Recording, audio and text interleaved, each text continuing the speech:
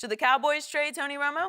I think the Cowboys, you talked about Jerry Jones earlier in the show. I think Jerry, general manager, GM, king of all Cowboy Nation, I think he's got to look at his team and say, what can I do to really make a run? What can I do to put my team? And I always felt like when you started the season, you had to make 10 moves that really would enhance your football team during the year as you go forward. And some of them the fans wouldn't know, put a guy on a practice squad that you thought was for the next year. But I think at this point in as he looks at his team, he looks at the landscape of the National Football League, he's got to take emotion, he's got to take personality, and he's got to take ego out of the decision. And he's got to say, what can I do what's best for my team today and tomorrow? And I think dealing with the Tony Romo issue now is the best thing to do because he's going to turn this team over to Dak Prescott. There's no doubt about that in my mind. It saves him cap room, which is so critical, especially when you've got a bunch of guys in the offensive line that you're going to pay. You need to enhance your defense. So to me, that's his one bargaining chip, and I think he needs to utilize that and explore all his options. Now, he's got to handle it correctly because he's also very sensitive about Tony. Will he even go and play, continue to play? But he's got to face the reality. It's coming right down the road where he's got to look at him as a cap number and what he's hitting for it. I think he needs to be proactive and take that because these opportunities don't come along very long. You got a chance to go to the Super Bowl. You got a chance to win the East. You got a chance to advance to the playoff. You got to beat Seattle. You got to beat Minnesota. And you got to figure out, what do I need to do to my team to beat those teams? That's what the brilliance of was Al Davis. Mm-hmm. Al Davis always talked about, what do I have to do to beat the teams to get to the Super Bowl? And I think Jerry needs to have that conversation right now. And I think he needs to do it and use Romo as a chip to perhaps do it. For me, I'll go even one step further. I think he should call Miami up. I think he should see, is Cameron Wake available? Can I trade for a pass rusher? Whatever it is, because most of the time now, the Jets 1-5, these teams that are out of it, they have free agents, okay? You have free agents, and they are going to lose them anyway. So why not trade them? Now, most of the NFL says, we don't want it. Why would we trade for a guy who's a free agent? Belichick goes the other way. I'll trade for a guy who's going to be a free agent because you know what? If he plays good, I'll get a compensatory pick. Akeem Ayers, Jonathan Casillas, that's what we did in 2014. So you could trade for a guy who's going to be a free agent, and you end up, say you trade a third round for him.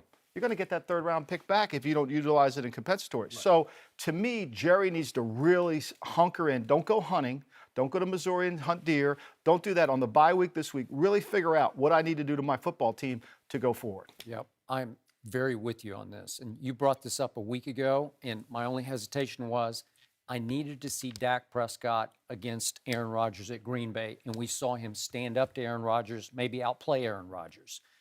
Tony Romo is still an extremely talented but 36-year-old breaking down I'm not going to go to broken down, but he is breaking down. I don't know if he can last 2 plays or 4 plays or 2 games.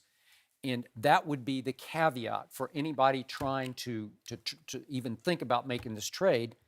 Wait, we're going to pay all this freight because he's got $24 million cap hits the next 3 years. Mm-hmm. $24 million?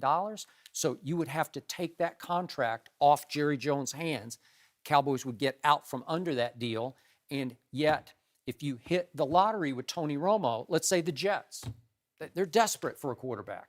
If they hit the lottery in New York City with Tony Romo, that's big headlines. That's national attention. That's stealing the spotlight and the back page headlines from Eli and the Giants. So I could see the Jets being very interested because you take the risk that he might stay healthy for 2 or 3 years, even at 36. I'm not willing to take that risk given the cap hit because I believe in Dak Prescott. I think they have come to believe the body of work is big enough now that you say, okay, close your eyes. You're still uncovered with the backup quarterback because I'm no fan of Mark Sanchez's. So you could fall back into the Tony Romo trap where last year they couldn't win a game without Tony Romo. They won 1, obviously. But in this case, it's time to undo what you did with Tony Romo because it's a godsend. It's like, thank you. The heavens opened. You have an opportunity now with the trade deadline 1 day after the Philly game, after the bye. They're playing on Sunday night at home. That you could close this deal. So I'm with you. You can't seek the deal. You have to let the deal come to you. But I would take, in this case, I would take somebody just taking the contract off my hands. It's an NBA type deal. Right. You want, this is really more of a trade for cap room. I don't even care what you get back for him. Right. Again, if you're you want getting to back pass cap that'd room. be gravy. Yeah. It's going to be very hard to jettison, for Jerry Jones to jettison what he believes is his third son, Tony Romo.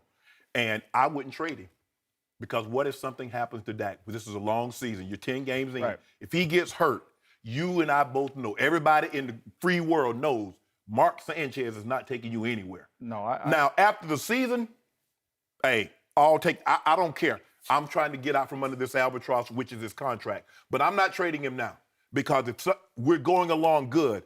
You know you're one hit away, Michael. One hit away, and then Tony Romo has to come in. Tony Romo can keep the train rolling. Mark Sanchez is driving this train off the tracks. I would trade him in the offseason. I'm not getting rid of him right now. I'm a huge Springsteen fan, and he has a great line in one of his songs. He says, "Sometimes I can't tell my courage from my desperation."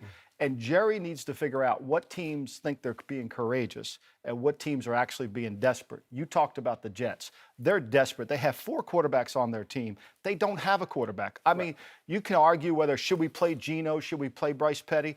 I'm just telling you here right now, when you have 4 quarterbacks, you don't have one. If any one of those guys played good in practice, they would be the starting quarterback. What Todd Bowles is saying by going back to Ryan Fitzpatrick is, I don't have a quarterback. We can all pretend that Petty's good enough. We could all pretend that Geno's good enough. We think Hackenberg could turn around.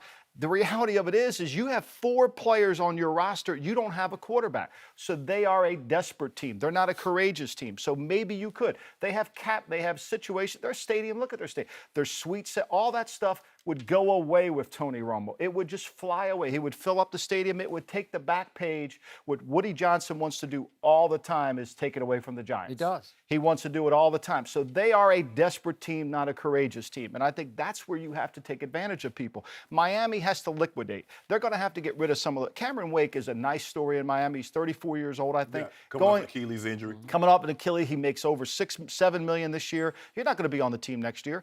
And you can say, let's not trade Tony Romo this year, but you're going to have to deal with it next year. You're going to have to deal with it. Off-season, he's gone. All I'm saying now is by doing it now is you find out teams that think they're being courageous, but they're really desperate, and take advantage of it. You look at the Broncos last year, what they had with Peyton Manning. Now, let's just say for the sake of argument, they trade Brock Osweiler. Peyton gets hurt. Now what do? You asking Trevor Siemian, you're asking you to try to find somebody. But if you to put Brock in there, look, it's one of Belichick's anything. It's why he never signed a quarterback when they got all those guys hurt. Whoever I go to, I'm not any good anyway. I might as well not. What am I wasting my time for? And I think that's how you have to look at it. They're wasting their time. Look, the Cowboys are in a unique situation, but the uniqueness becomes enhanced by them reducing the contract of Tony Romo. I love Tony Romo. I think Tony Romo's a great player. I'm one of his biggest fans. I think he's been hindered by a lot of things that happen in Dallas, by the team they built around him. I would love to be a general manager and have Tony Romo as my quarterback if he were healthy and durable.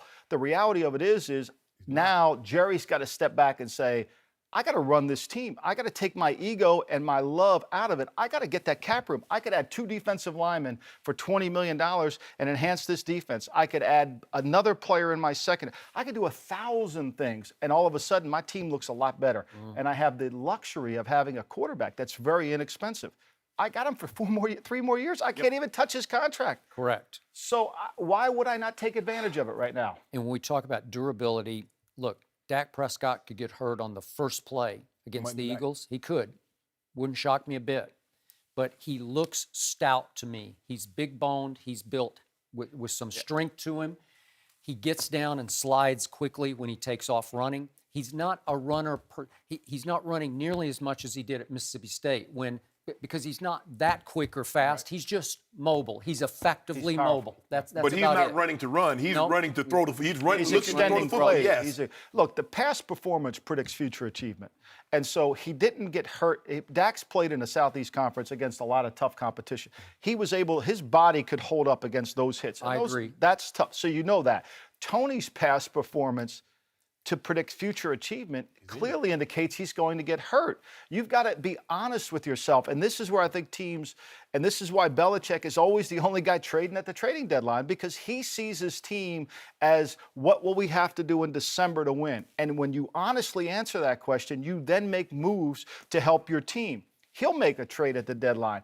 But some other teams, The Packers, we're going to talk about them in another second. They'll just sit there. They made a trade today for Niall Davis to finally get another running back in there, but you can't sit on your hands at this point. There's too many times in the league where you've had that chance. You don't want to sit there in March or February at the Combine and say, if we would have just had a rusher, I think we could have won. But are you going to be willing to get rid of Tony Romo knowing his injury history? Well, if you're going to be the owner and of the team and you want to call yourself the general manager, there's tough decisions that come to your desk. I mean, every time Bobby Kennedy would go and see John Kennedy, he'd say, how come every time you bring me a decision, it's always a hard one? That's because you're the president. I make the easy ones before I get here, okay? Well, that's why you want to wear all those hats? You're going to have to face it. So they might release him. Well, if they're going to have to get the cap room. Look, that cap room is precious. It's the most precious commodity he has in Dallas besides the oil wells. He's got to get to that cap room and utilize it. To me, look, I love Tony Romo, but you got to have a man-to-man conversation with him and say, look, the reality of it is I got to give the team over to him. You're expensive. Where do you want to go? You want to go to New York? I'll trade you to New York. You want to go to Dallas? You want to go to wherever you want to go? San Francisco? You want me to send you? I'll do whatever I can do to help you. And I think that's really what it becomes, a teamwork effort.